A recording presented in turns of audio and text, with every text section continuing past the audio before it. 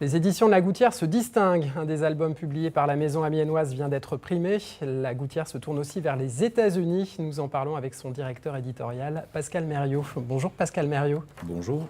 Cet album s'appelle Super, je le prends dans ma main. A-t-il reçu un prix important ? Il a reçu un des 2 grands prix que l'on peut obtenir quand on fait de la bande dessinée jeunesse dans l'année. Il y a le Fauve jeunesse d'Angoulême et puis il y a ce prix qui a été créé par l'Association des critiques de bande dessinée. 88 critiques et journalistes de bande dessinée parmi les meilleurs. Ce qui se fait de mieux en critique de bande dessinée, qui se sont penchés sur les 300-350 publications destinées à la jeunesse dans l'année et qui ont estimé que c'était le meilleur. Vous êtes très fier, j'imagine. Voilà, notre cœur est gonflé de fierté et d'émotion, c'est clair. Alors, je le rappelle, avec La Gouttière, vous vous adressez d'abord au jeune public. Est-ce que ça représente des tirages importants ? La bande dessinée jeunesse ne représente pas des tirages très importants historiquement, surtout sur le créneau sur lequel on est, c'est-à-dire celui de la petite jeunesse ou la bande dessinée muette pour les tout petits. Mais il se passe quelque chose quand même. Dans les années 2008-2009, il y avait vraiment une fin de période et les gros éditeurs ne pensaient que aux adolescents et aux adultes en bande dessinée.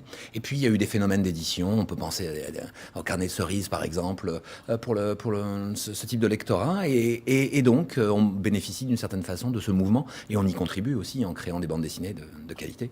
Et des bandes dessinées qui vont se vendre aux États-Unis maintenant ? Oui, c'est assez formidable ce destin de super, puisque c'est une histoire d'enfants, mais d'enfants super-héros, avec des super-pouvoirs. Et il se trouve qu'un éditeur américain, un grand éditeur américain, IDW Publishing, le 4e plus gros éditeur là-bas, a décidé de publier le tome 1 de Super aux États-Unis.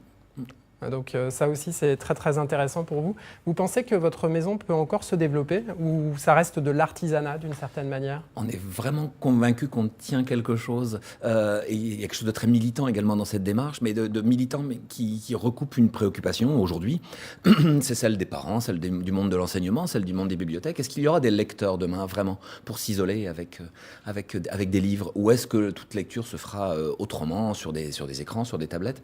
Et la bande dessinée peut avoir un rôle à jouer parce qu'elle est au carrefour du monde de l'image et du monde de l'écrit abstrait. Et on est absolument convaincu qu'il y a une place très très forte pour ces bandes dessinées-là. On est vraiment intimement convaincu. Merci beaucoup Pascal Mériot et les éditions de La Gouttière y contribuent avec talent. Merci à vous.